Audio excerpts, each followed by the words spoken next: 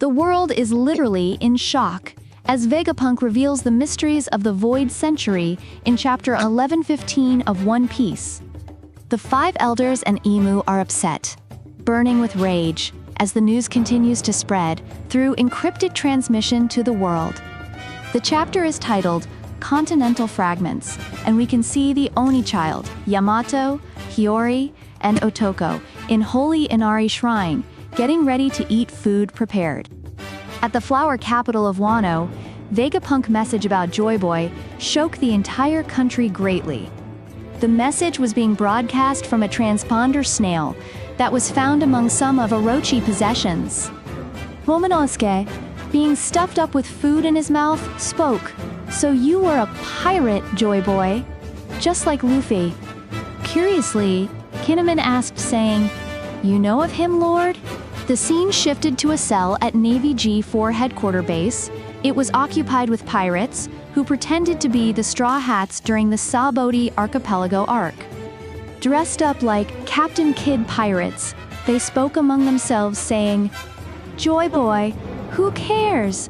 I bet you could easily beat him, right, Captain Kid?" With a dissatisfying tone, their wannabe leader spoke, "Duh, the man's already dead." One of them, pretending to be Basil Hawkins, answered, "That's our captain. The only thing bigger than his confidence is his belly." With an unsettled smile, their leader spoke out with shattered confidence. Yeah, am clearly a million times stronger than this Joy Toy." Someone corrected him saying, "It's Joyboy, boss." Meanwhile, in Egghead Island, the broadcast caused a massive uproar among the Marines. This was because Vegapunk declares in his message that, "Do bear in mind I only have access to a handful of poneglyphs," but their combined narrative clearly chronicled an unbelievable history about a great war in the distant past. During that period, Joyboy faced an enemy, the organization now known as the World Government. Dazzled in thoughts and worries, a Navy captain replied, "Wait, isn't that us?" Another answered, trying to quell the blame, "Well, he did say he was a pirate," running endlessly from the massive destruction caused by Wakuri, Luffy, Dory, and Broggy dashed for their lives as Egghead went up in flames. Pissed off, an elder, St. Marcus Mars, flew into one of the laboratory buildings in search for the transponder snail that's sending out live transmission to the world. Angered and running out of time, he used Conqueror's Haki to put all nearby snails to sleep. Nevertheless, the message kept broadcasting, and Vegapunk continued revealing secrets, saying, "Back then, this now world government were merely allied power, a temporary coalition consisting of 20 separate kingdoms. It can be assured that an alliance was the only feasible way to oppose the formidable faction to which Joyboy belonged. Am afraid that the cause of this conflict still elude me.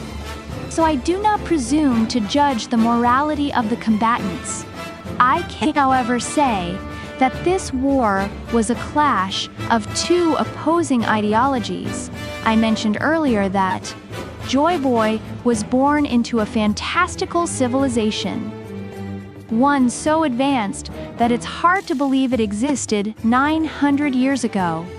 This statement startled the guardian of Zoo Island and its residents. One of them commented, "Wow, that's amazing." The scene then shifted to the Foxy Pirates. Foxy shouted with a scorned laughter at Vegapunk, "What's that peanut-headed fool saying?" "He's so big-headed," one of the subordinate answered with a seductive tone. "Ah, boss, you're making me hungry."